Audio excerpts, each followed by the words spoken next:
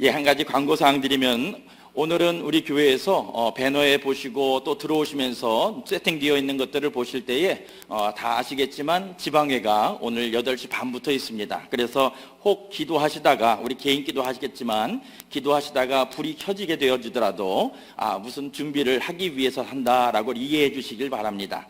그리고 또 오늘 아침부터 또 교회 나와서 계속 계시는 분들을 위해서 7시 반부터는 도너츠를 준비합니다. 도넛하고 커피가 준비되니까 그 시간 생각해 주시고요. 그리고 또 교회에 계속 계시게 되는 분들은 아무래도 차 주차하는 것도 우리가 좀 외곽으로 주차를 하시면은 손님들이 주차하시기 좀 편하실 것 같습니다. 그래서 그런 부분들을 협조해 주시길 부탁드리겠습니다. 예, 오늘 그래서 지방회로 여러 교회, 우리 지역이 80여 개 교회가 우리 지역에 이렇게 있는데, 그 지방들이 함께 모여서 회의하는 것을 지방회라고 합니다. 그래서 이 오시는 분들에게 불편함이 없도록 우리가 정성을 다한 만큼 아마 오시는 분들도 편안하게 또 회의하시고 또 만나시고 그렇게 돌아가기를 아마 바라는 마음이 될 겁니다. 우리 중앙교회하고 우리 교회를 제외하면은 다 영어를 쓰는 그런 교회예요. 그렇기 때문에 우리에게도 새로운 경험이 되어지고, 또 거꾸로 우리 교회를 찾아오시는 분들도 아마 그분들도 어떤 기대를 갖고 오시지 않겠습니까?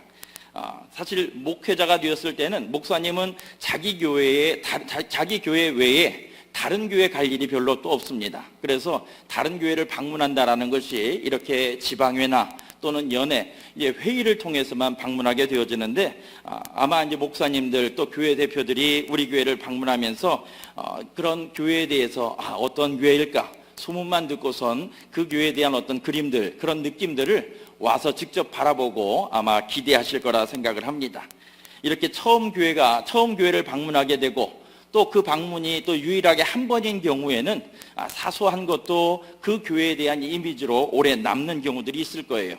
제가 이제 한국에서 어느 한 교회를 방문하게 됐는데, 그 교회 주차장도 이제 이미 차들이 많이 찼고, 그래서 예배 시간은 다 되어 가는데 주차할 자리를 찾지 못해서 이 교회 주변을 빙빙 돌 때가 있었습니다. 그런데 주차 안내하신다고 안내 팻말을 이렇게 허리에 띄고 계신 분이 한 2분 정도가 같이 담소를 나누고 계셔서 물어볼 요량으로 제가 이제 클락션을 작게 빵 하고 눌렀습니다. 그런데 이 작았다 하지만 본인에게는 꽤 크셨는지 대화하시다가 뒤돌아서 계셨던 분이 돌아서시면서 화를 내시는 거예요. 깜짝 놀랐다고. 그러면서 아니 왜 클락션을 울리냐고 이제 화를 내셔가지고 그래서 이제 주차할 자리를 찾습니다라고 했더니 저쪽으로 가세요 하면서 이제 화를 내지만 장소를 알려줘서 주차한 경험이 있습니다. 그때 그 교회 갔다 온 그 기억이는 예배를 어떻게 드렸는지 생각이 안 나고 주차하는 그 안내위원한테 혼났다라고 하는 기억밖에 그 교회에 대한 인상이 남지가 않는 겁니다. 어떤 기억들이 그 교회에 대한 인상으로 남을는지는 그건 장담 못합니다. 어느 분도 또 사소한 데서 또는 전체의 흐름을 볼 수 있는 분도 있겠지만서도 그 작은 순간의 기억이 그 교회의 이미지가 되어질 수도 있다는 거죠. 반면에 또 좋았던 그 교회의 기억은 어떤 교회였냐면, 주차장에서 내려서 들어가는 그 거리마다 일정한 간격들로 안내위원들이 서 계시는데, 그 안내위원들이 이렇게 한결같이 반갑게 맞아주시는 거예요. 근데 단지 그게 웃는 얼굴로 저를 환영해 준다라고 하는 그 느낌을 조금 더 넘어서서 마치 놀이터에서 놀고 있는 친구가 이제 같이 또 하나 친구가 와서 재미있는 일이 생기겠구나 하는 그런 기대를 갖고서 바라보는 것처럼 제가 오는데 한박 웃음으로 안내해 주시고, 그리고 또 어떤 분들은 지나가는데 처음 보는데도 하이파이브하고 그리고 악수하고 그렇게 맞아주는 그 모습을 봤을 때에 그냥 단지 그 환영이었지만서도 그 분위기로 인하여서 설레는 마음을 갖게 되는 거예요.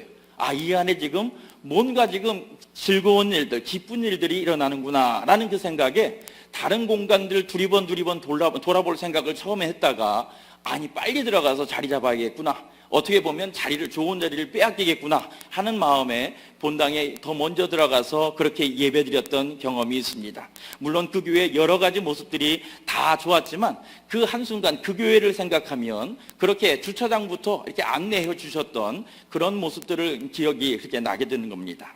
이렇게 우리가 어디를 방문해서 어떠한 기억들을 남게 될 것인가 라고 하는 것에 대해서는 우리가 장담할 수 없지만 오늘 우리 교회를 오시는 분들도 아마 어떤 기대를 하고 돌아오실 수도 있습니다. 왜냐하면 우리 교회가 지방뿐만 아니라 지방들이 합쳐져 있는 그 전체 연회에서도 주목받는 그런 교회이기 때문에 과연 그 말로만 들었던 그 교회가 어떤 모습이냐 하고 이렇게 오실 수도 있다는 겁니다. 자, 물론 오늘 회의는 감리사님이 주재하시고 그리고 또 담당 진행자들이 그 모든 순간들을 진행하지만 복도에서 순간순간 그렇게 만나지는 그 순간들이 우리 교회의 모습들을 보여지는 시간이 되어지는 것이고 또 그런 관계를 통하여서 좋은 본을 보였다라고 한다면 그것은 지방뿐만 아니라 우리 전체 연회에도 그 교회의 모습이 이런 부분들이 참 유익했습니다, 그것이 우리에게 참고가 되겠습니다라고 좋은 본을 보일 수 있는 그런 날이 되어진다라는 겁니다. 자, 이렇게 한 알의 밀알이 또 한 알의 촛불이 또 하나의 촛불이 이렇게 퍼지는 것과 같이 오늘 말씀에도 보면 사도행전 전체 8장을 보게 될 때에 우리가 부분만 읽었지만 어떤 흐름이 있다라고 하는 것을 발견할 수 있는 그 이야기들이 담겨 있습니다. 오늘 말씀의 제목은 유대와 사마리아 그리고 땅끝이라고 그렇게 제목을 잡았습니다. 이 제목만 보아도 알 수 있듯이 그 어떤 흐름이 있습니다. 유대와 사마리아와 그리고 땅끝. 자, 왜 복음이 흘러가게 됐을까요? 예수님께서 예루살렘에서 죽으셨고 또 제자들이 예루살렘에서 오순절 성령을 받았는데 왜 예루살렘에 복음이 있지 않고 그렇게 흘러가게 되었을까요? 물론 예수님께서 사마리아와 땅끝까지 이르러 내 증인이 되라 라고 명령을 하셨지만 제자들 자기 스스로가 주님의 명령을 따라서 전도자로 나가진 않았었죠. 그런데 우리가 알다시피 7장에 있었던 그 사건은 스데반이 결국은 돌에 맞아 죽음으로 인하여서 순교하게 되었을 때에 그 순교의 모습으로 그것을 계기로 인하여서 사울, 예수님을 만나서 바울이 되어지는 그 사울이 교회에 대한 핍박들을 하고 집집마다 예수님 믿는 사람들을 찾아다가 감옥에 가두는 일이 시작되었다라는 것입니다. 자, 왜 하나님께서는 주의 말씀을 들고 있는 자, 주님의 말씀을 아는 자들에게 복을 더 주셔야지 스데반에게 대해서는 순교하게 하시고 교회에게는 핍박하게 하심으로 인하여서 그 교회 성도들이 도망가게끔 하셨을까?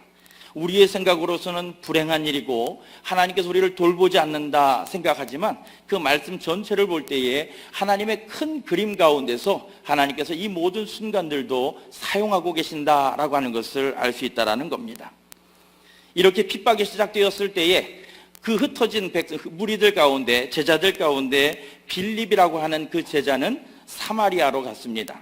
그래서 거기서 복음을 전하게 되고 또 거기서 귀신 쫓는 이적도 행하게 됩니다. 그랬을 때 사람들이 크게 기뻐하고 거기서 복음도 듣습니다.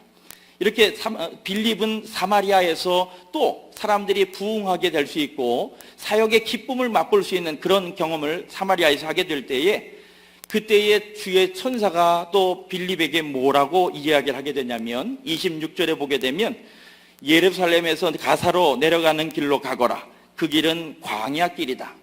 주의 천사가 26절에 사마리아 사역을 마친 빌립을 떠나게끔 하심으로 인하여서 사마리아에 머물지 않고 또 광야의 길로 더 남쪽으로 나아가라고 그렇게 인도하십니다.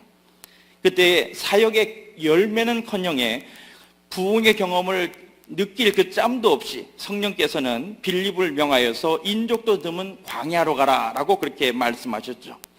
그래서 빌립은 성령의 말씀을 따라서 광야로 갔는데 그때 마침 보니까 예루살렘에서 유월절을 지내고 자기 나라로 돌아가고 있던 에디오피아 간닥의 여왕의 내시를 만나게 되었습니다. 당시 에디오피아는 그 당시 사람들에게 땅 끝에 있는 나라예요. 제일 마지막에 있는 그 나라가 에디오피아였습니다. 자, 그런 그런 그 내시를 인적이 없는 광야에서 그렇게 만났다라는 겁니다. 즉 빌립은 주님의 말씀을 순종함으로 인하여서 광야까지 와서 거기서 내시를 만나게 되었는데, 자, 그 의미는 뭐냐면 즉 땅 끝에까지 주의 말씀이 전달되었다라는 거예요. 그래서 예수님께서 주신 말씀, 예루살렘과 유다와 땅 끝까지 이르러 내 증인이 되라 라고 하는 그 말씀이, 그 복음의 출발이 예루살렘에서부터, 그리고 빌립이 지나왔던 사마리아, 그리고 이 광야, 가사길 가는 길 그 광야에서 만난 간닥의 내시에 이르기까지 바로 주님의 말씀이 그렇게 이루어졌습니다 라고 하는 것을 발견할 수 있다는 겁니다. 자, 이렇게 말씀이 증거되는 자리들을 볼 때에 사마리아에서는 도성이 큰 기쁨으로 차게 되었고, 그리고 내시는 이 빌립에게 세례를 받고 나서는 기쁨으로 자기 나라로 돌아갔다라고 그렇게 기록되어 있어요. 즉 예루살렘에서는 핍박으로 인하여서 통곡이 가득했었는데, 그 복음이 전파됨으로 인하여서 사마리아에서 큰 기쁨이 일어났고, 또 이 내시도 큰 기쁨 가운데 있었던 것을 생각하면, 복음이 예루살렘에만 있었다라고 한다면 많은 열방 민족들이 듣지 못했을 그 복음을 예루살렘의 핍박으로 인하여서 모든 민족이 기쁨으로 들어야 할 복음이 되었다라는 것입니다. 이렇게 복음이 흘러가는 그 흐름도 있지만, 또 하나 우리가 이 과정을 통해서 생각하는 건 뭐냐면, 복음을 만났을 때에 그 복음을 대하는 태도들도 다르다라는 거예요. 예루살렘에서의 그 사울의 모습을 한번 생각해 보십시오. 사울은 유대인이죠. 그리고 가말리아의 문화생으로서 바리새인입니다. 자, 그렇게 정통적으로 하나님께 열심을 갖는 자가 복음의 소식을 들었을 때에 그가 취한 것은 뭐였냐면, 3절에 보면 사울은 교회를 없애려고 날뛰었다. 그는 집집마다 찾아 들어가서 남자나 여자나 가리지 않고 끌어내서 감옥에 넘겼다. 지금 상황이 어찌 되었든지 간에 이 사울의 모습은 하나님의 자녀의 모습이 아니라 거의 폭군의 모습과 같다라는 것입니다. 사울이 이렇게 되어진 이유는 무엇입니까? 사울은 하나님의 그 말씀, 율법에 열심 낸 자였기 때문에 하나님의 말씀을 왜곡하는 것에 대해서 용납하지 못했다라는 거예요. 사울은 바리새인이었기 때문에 부활도 믿었던 사람입니다. 그렇기 때문에 예루살렘의 십자가 사건을 들었고, 또 예수님께서 부활하셨습니다 라고 그렇게 증언하는 기독교인들의 말을 일방적으로 무시할 것만은 아니었다라는 거예요. 그런 여러 가지 상황이 있었음에도 불구하고 자신이 아는 것이 완전하다, 스스로 내가 아는 것이 맞다라고 생각하다 보니까 예수님의 복음이 바로 자기 고향에, 자기 그 예루살렘에 있음에도 불구하고 복음을 들으려 하는 것이 아니라 도리어 그 성도들을 집집마다 찾아가서 감옥에 가두는 일을 하게 되었다라는 것입니다. 자, 이걸 생각해 봤을 때에 예수님 시대에 태어난 사람들을 우리가 부러워할 이유가 별로 없다라는 거예요. 아무리 예수님 따라다니는 사람이라 할지라도, 아무리 베드로나 사도들의 복음을 그 자리에서 현장에서 듣는 사람이 있다 할지라도 그 마음이 열리게 되어지고 영적 갈급함이 있는 사람들에게 그 복음이 들리는 것이지, 단지 귀로 듣는다고 해서 그 마음이 열리고 복음을 영접하는 것은 아니라는 거예요.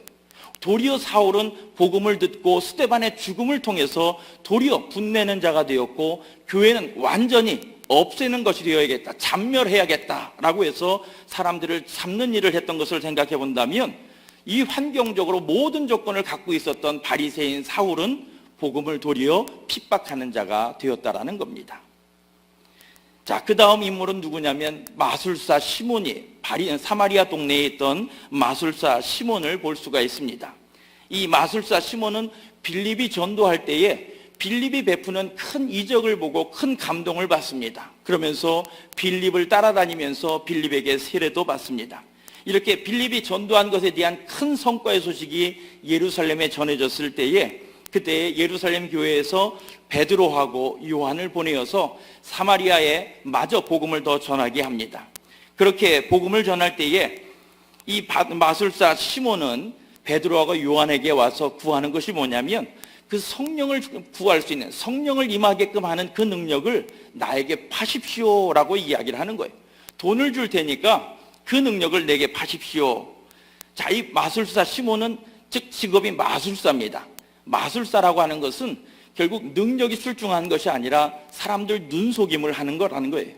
현상을 잘 파악함으로 인하여서 어떻게만 하면 이런 현상이 일어나는구나 라고 하는 그것을 잘 알아서 사람들을 눈속임을 하고 사람들의 인기를 얻는 것이 그에겐 가장 큰 목적이 되어지는 것입니다. 그렇기 때문에 이렇게 직접 사도들이 병 낫게끔 하는 것은 단지 눈속임의 차원을 넘어서서 실질적으로 능력이 되어지기 때문에 이 마술사 시몬은 그것이 부러웠다라는 겁니다. 즉 마술사 시몬은 자기가 인기 있었던 사람이기 때문에 그 인기에 더 유익할 수 있도록 성령이 필요했다라는 거예요. 우리가 신앙생활은 내 것을 내려놓고 내 자리에서 하나님 부르시는 그 자리로 나아가는 것, 거룩한 자리로 변화되는 것, 주인이 바뀌는 것을 의미하게 되어지는데, 마술사 시몬을 통해서 보는 이 사마리아 사람들의 모습은 뭐냐면 단지 이적이 신기하고 성령의 능력이 놀라울 뿐입니다. 즉 내가 내려가고 주님께서 내 안에 주인이 되십시오 하고 삶을 바꾸는 것이 아니라 재미있네, 신기하네, 그 능력을 가지면 내가 좀 능력을 베풀 것 같은데 라고 하면서 그 능력을 얻으려 하는 그 모습, 자아는 흔들리지 않은 상황에서 그 능력을 구하는 것이 사마리아 마술사 시몬의 모습이라는 겁니다. 그 모습이 바로 기복신앙의 모습이에요. 기복신앙. 내가 기도하는 바를 반드시 목적하는 바가 이루어져야만 하나님께서는 나의 하나님이시지, 내가 기도하는 것도 들어주시지 못하면 나는 다른 신을 또 찾겠습니다 라고 내 목적을 이루기 위해서 찾아다니는 신앙이 바로 기복신앙이 되어집니다.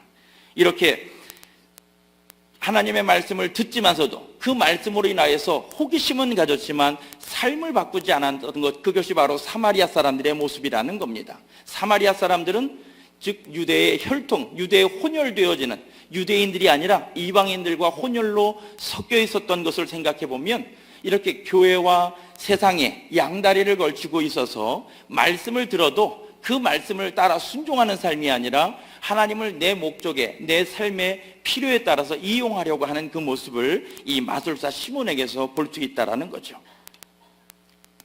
마지막으로 또 등장하는 인물이 누굽니까? 간닥의 여왕의 내시. 자, 그는 이방인이죠. 에티오피아 사람이니까 이방인입니다. 하지만 그는 하나님을 섬기는 자였어요. 그렇기 때문에 유월절에 예루살렘에서 유월절을 지키기 위해서 들렸던 것입니다.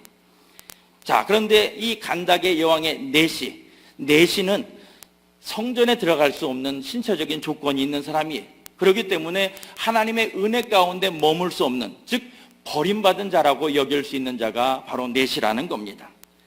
자, 그런 자격도 되지 않는 그 내시가 자기 나라로 돌아가는 그 수레에서 이사야 말씀을 읽고 있습니다. 다른 것 한 거 아니고 경광을 구경하는 것도 아니고 이사야 말씀을 읽고 있으면서 그 말씀이 이해되지 않음으로 인하여서 혼자 고심하고 있을 때 아무 사람도 없어야 되는 그런 광야길에서 빌립을 만나게 되어집니다. 그리고 나서는 빌립에게 그 해석을 듣고 빌립에게 세례까지 받습니다. 자, 이 간닥의 내시는 왜 어떻게 그렇게 되었습니까? 내시는 이방인임에도 불구하고 하나님의 말씀을 탐구하고 읽는 것 가운데 자기가 알지 못함으로 갈급함이 있었어요. 하나님의 말씀의 뜻이 무엇입니까? 제가 이 말씀을 보았는데 이 말씀의 의미가 무엇입니까? 라고 갈급해하고 있을 때에 성령께서, 우리는 빌립이 어떻게 가게 된 것을 알지 않습니까? 성령께서 사마리아에 부흥이 있음에도 불구하고 거기 있지 말아라, 남쪽으로 내려가서 가사로 가는 길로 내려가라 라고 해서 성령의 인도함을 받아 그냥 끌려왔던 빌립이 이 내시를 만난 것은 내시의 그 간절함, 그 필요함 때문에 성령님께서 빌립을 보내어 주셨다라는 것입니다. 결국 내시는 이 빌립을 통하여서 성경 말씀을 듣게 되고 세례를 받게 되고 그 마음에 기쁨을 얻고 자기의 나라로 돌아가게 됐다라는 거죠. 자, 이렇게 사울과 또 마술사 시몬과 이 간닥의 내시, 이 세 사람을 통해서 볼 때에 복음을 대하는 우리들의 모습도 생각해 볼 수 있다는 거예요. 충분히 자격이 되고 또 태어나면서부터 모태신앙이기도 하고 환경적으로 너무도 신앙생활을 잘할 것 같은데도 불구하고 여전히 내가 옳습니다, 내 방식이 맞습니다 라고 함으로 인하여서 그 삶을 바꾸지 못하고 예수님께서 그 안에 주인 되지 못하시는 그런 사울과 같은 삶을 사는 그런 신앙인의 모습도 있다라는 겁니다. 또 마술사 시몬, 우리가 교회에 속했지만 여전히 세상에도 속함으로 인하여서 양쪽에 다리를 두고 있어서 우리가 하나님에 대해서 기복적인 신앙으로 기도는 열심히 하지만 그것은 내가 기적과 능력을 구하는 기도였지 하나님이 원하시는 삶으로 나아가는 데는 별 관심이 없어서 어떻게 하면 더 내 손에 쥐일 수 있을까? 어떻게 하면 더 큰 능력을 얻을 수 있을까? 어떻게 하면 사람들 앞에 높아질 수 있을까? 하나님은 겸손하라고 하셨고 교만하지 말라 하셨건만 자꾸 능력을 얻으려 하고 자꾸 자기를 세우려고 하는 그 모습의 신앙을 갖는 것도 이 사마리아 마술사 시몬의 모습이라는 것입니다. 그런데 반면 이방인이죠. 또 내시이기 때문에 태어나자마자 하나님의 자녀로 인정받지 못하고 버림받았다. 당신은 더 이상 가망 없는 사람입니다 라고 그렇게 포기되어지는 줄 알았던 이 간닥의 내시, 성전에도 들어가 보지 못했던 그 내시에게 복음이 전달되어져서 그가 하나님의 자녀로 회복이 되었다라는 거예요. 결국 복음은 주님을 찾는 자들을 다 찾으시고 하나님의 자녀로 회복시키시는데 우리가 생각했던 차별이라고 하는 것, 태어나면서 저 사람은 벌받은 것 아니야? 라고 사람들이 생각할 수 있는 하나님께서 저주한 것 아니야? 라고 하는 사람들까지도 하나님께서는 하나도 버림받지 않으시고 모두 하나님의 자녀로 다 부르시고 찾으셨다라는 거예요. 결국 우리가 하나님께서 우리를 부르셨을 때 우리의 자리를 내어드리고 주님 내 안에 주인이 되어주십시오 라고 우리의 삶을 바꿀 수 있는 자가 되어지는가? 간닥의 내시는 자기가 앉아있던 높은 수레에서 결국은 내려옴으로 인하여서 무릎 꿇고 세례받는 자리까지 내려왔다라는 겁니다. 자기의 자리를 주님께 내어드리고 자기는 섬기는 자의 자리로 내려와 섰습니다. 자, 하나님께서는 복음이라고 해서 모두를 다 강제로 윽박질러서 굴복시키지 않으신다라는 거예요. 사울이 주님을 만나서 그 마음에 자기는 하나님을 위하는 일인 줄 알았더니만 도리어 주님을 핍박하는 일을 자기가 했다라는 것을 깨달을 때에 그가 돌이켰지, 하나님께서는 사울을 핍박하던 사울의 손을 붙들어 두고서 무조건 사울을 윽박지르시고 하나님의 자녀로 만드시지 않으셨다라는 거예요. 또 이 마술사 시몬에게도 하나님께서 윽박지르심으로 인하여서 그가 회개하시는 것이 아니었다라는 겁니다. 주님을 찾는 자가 주님을 만나는 것이고 자기의 삶을 주님께 내어드리는 자가 주님께서 그 삶의 주인이 되심으로 말미암아 인도함을 받는 자가 되었다라는 것입니다. 우리가 이 일련의 과정들을 볼 때에 사울, 마술사 시몬, 그리고 간닥의 내시까지 이렇게 그 있어야 될 필요한 자리들마다 그 인물들을 사용하시는 것을 통해 볼 때에 한편의 드라마를 이루는 것과 같은 생각을 갖습니다. 그걸 볼 때에 우리는 뭐냐면 우리 각 사람 한 사람들은 하나님의 드라마를 이루는 주인공들이라는 거예요.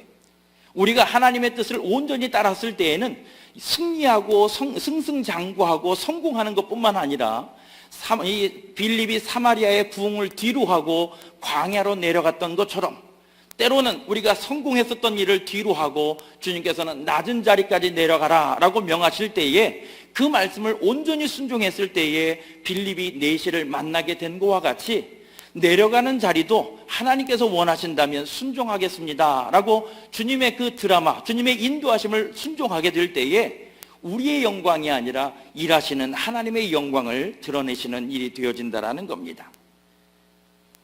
이 일련의 과정들을 다 생각해 볼 때에 전체의 주관자가 누구시냐? 하나님께서 이 모든 일을 주관하고 계십니다. 하나님께서 우리의 주관자가 되시고 우리의 주인이시고 우리의 왕이십니다 라는 고백을 할 수 있다는 겁니다. 자, 우리가 스데반이 핍박받아 죽음으로 인하여서 왜 하나님 스데반을 좀 살려두셔서 하나님께서 좀 교회 신앙생활하는 사람들은 늘 좋은 일만 있게 하시지 왜 고난받게 하십니까? 왜 순교당하게끔 하십니까? 우리가 순교라고 하는 것을 우리가 고난당하고 이를 악물고 견뎌야 되는 것이다 라고 생각했을 때는 이 스데반의 죽음을 제대로 이해하지 못하는 거예요. 스데반의 죽음이 주님이 좋아서 주님의 복음을 들고 있기 때문에 그가 결국은 사람들에게 미움을 받았다라고 하는 것을 생각해 본다면 결국은 이 복음이 다니는 데마다 사람들에게 큰 기쁨이 되었던 것과 같이 스데반에게 그가 죽음도 무릅쓰고 주님을 부인하지 않을 그런 이유가 되었다라는 것을 알아야 된다는 겁니다. 초대교회 폴리캅이 이제 황제를 숭배하지 않음으로 인하여서 화형을 당할 때에 그때 마지막으로 예수만 부인하면 내가 너를 살려주겠다라고 로마 군병이 그렇게 마지막으로 기회를 주었지만 폴리캅이 하는 그 고백은 뭐냐면 70평생 주님은 나를 부인하지 않으셨는데, 나를 버리지 않으셨는데 내가 어떻게 주님을 부인하겠습니까? 라고 고백함으로 인하여서 순교의 자리를 자기 스스로 외면하지 않았다라는 겁니다.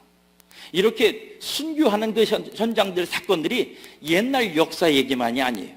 근래에도 지금 선교제들 가운데, 선교 보고 가운데 보게 되면 예수님을 믿는다라는 것 때문에 죽는 사람들이 있습니다. 인도에도 보면 벌건 대낮인데도 예수 믿는 사람이라 해가지고 경찰관도 옆에 있는데 비디오 찍은 선교사님이 비디오 찍은 것을 보니까 그냥 예수 믿는 사람이라고 그것을 귀신 들린 사람과 같이 여겨서 때리고 죽게 때리는 그 모습들을 볼 수가 있어요. 여전히 선교지에서는 예수님의 이름을 믿는다라는 것 때문에 핍박받는 일들이 있다라는 겁니다. 또 어떤 어린 소녀는 그렇게 기차에서 사람들에게 핍박을 받다가 불에 그슬림을 당했어요. 사람들이 죽이려고 불에 그슬릴 때 억지로 다른 사람에 의해서 구원을 받았지만 그렇게 불에 그슬림을 받은 그 소녀가 그리고 나서 결국 목숨을 건지고 나서 하는 고백이 뭐냐면, 제가 이렇게 경험을 하고 불에 데이고 나서야 예수님께서 나를 위해서 죽으셨다라는 것이 얼마나 귀한 것인지를 깨닫습니다 라는 고백을 어린 소녀의 입에서 고백을 했다라는 겁니다. 이거는 신학교에서 가르쳐 줄 수가 없습니다. 이거는 신앙생활 시간이 오래되었다고만 나올 수 없는 고백이라는 거예요. 예수님께서 그 삶의 주인이 된 사람이 주님께서 나의 삶의 인도자가 되어주신 것이 이렇게 내 삶의 기쁨이라니요. 죽음을 무릅쓰고 죽음이 눈에 들어오지 않기 때문에 주님을 고백하고 그 자리에서 주님을 부인하지 않는 것이지, 단지 열심만으로도 그냥 내가 고난을 이겨내야 하늘의 상급이 클 거야, 그것 가지고는 순종할 수 없다라는 거예요. 초대교회도 그래서 순교의 열매를 얻기 위해서 간혹 기독교인들 가운데 나는 기독교인이요, 날 잡아가십시오 라고 순교를 원해서 떠들고 다니는 사람들이 있었답니다. 그런데 그렇게 떠들고 다니는 사람은 저 사람은 정신병자야 하고 나서 데려가지 않았다는 거예요. 오히려 순교의 열매를 자기의 열심으로 맺을 수 있는 것이 아니라 예수님께서 그 삶의 주인이 됨으로 인하여서 빛이 늘어남으로 인하여서 어둠이 빛을 미워하게 될 때에 빛을 핍박하게 되어지고 결국 스데반과 같이 죽음을 당하는 것은 죽음을 아이고 아프겠다, 고난스럽겠다 라고 하는 것이 아니라 죽음이 더 이상 스데반을 괴롭힐 수 없는, 말하자면 예수님께서 내 삶의 소중한 주인이시요 기쁨이 되십니다 라고 고백할 때에 결국은 주님이 드러나는 그 일들을 감당하게 되어진다는 것입니다. 주님의 뜻을 드러내는 그 삶은 날마다 우리가 죽는 삶에서 시작되는 거예요. 매일 하루하루를 살 때에 내 계획이 있고 내 뜻이 있지만 내 뜻대로 하지 않고 내가 오늘 내 뜻을 접습니다, 내 성격을 죽입니다, 내가 모든 것들을 포기합니다 라고 날마다 죽어본 삶을 통해서 결국 주님만 외치며 주님만 바라보는 그런 순교의 길을 갈 수 있는 것이지, 이 마술사 시몬과 같이 내 유익을 위하여서 주님을 찾을 때에는 그 길을 갈 수가 없다라는 겁니다. 오늘 주님께서 오늘 우리 교회에게 허락하여 주신 이 지방회를 통해서도 생각해 본다면, 이 많은 교회에서 오셔서 우리 한 사람 한 사람을 만날 때 우리 교회 성도님 한 분 한 분이 우리 교회의 얼굴이 되어지는 거예요.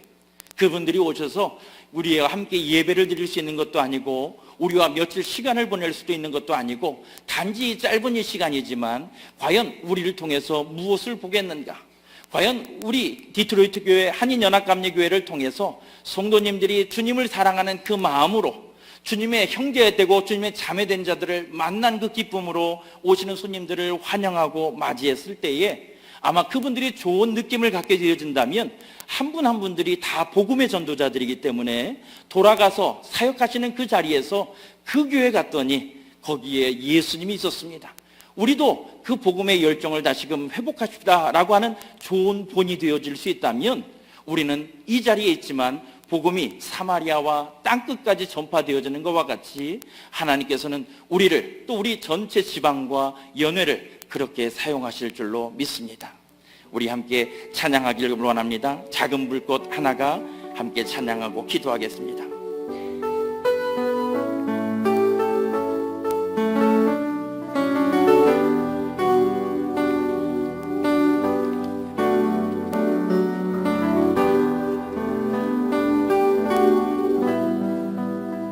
작은 불꽃 하나가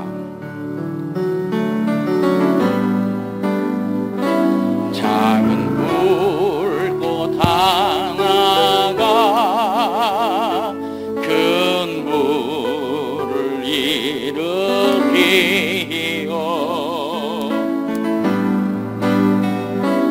곧 주위 사람들 그 불에 몸 녹이듯이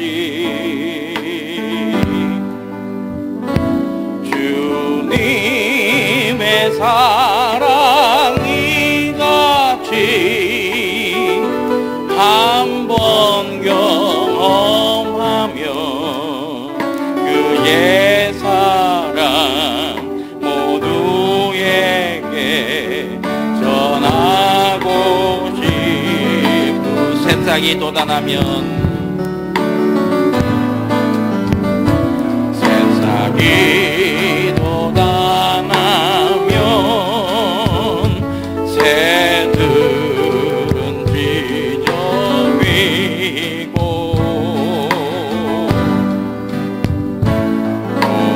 꽃들은 피어나 화창한 봄날이라네. 주님의 사랑이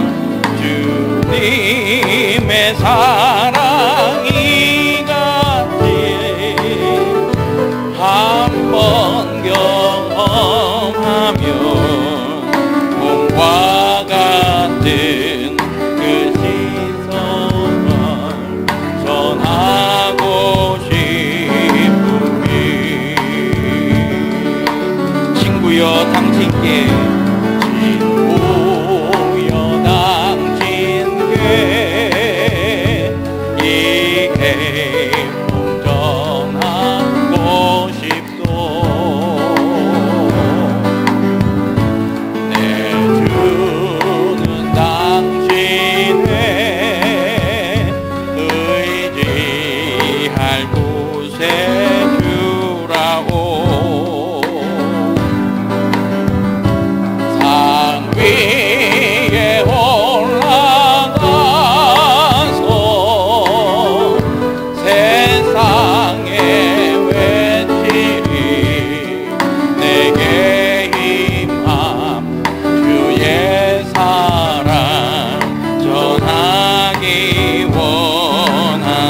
산 위에 올라가서 산 위에 올라가서 세상에 외치리 내게 임한 주의 사랑 전하기 원. 산 위에 올라가서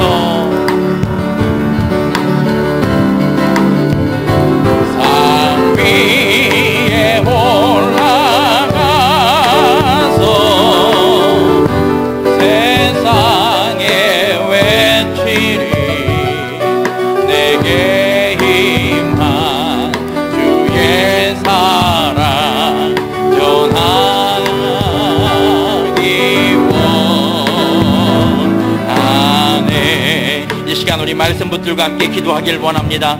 풀은 마르고 꽃은 시드나 주의 말씀은 굳건히 섬을 믿습니다. 복음이 예루살렘과 사마리아와 땅끝까지 전해지도록 주여 우리를 사용하여 주시옵소서. 주님 내 안에 오시어서 참 구주가 되시옵소서. 우리 주님의 이름 한번 크게 부르고 두 손 들고 함께 기도합니다. 주여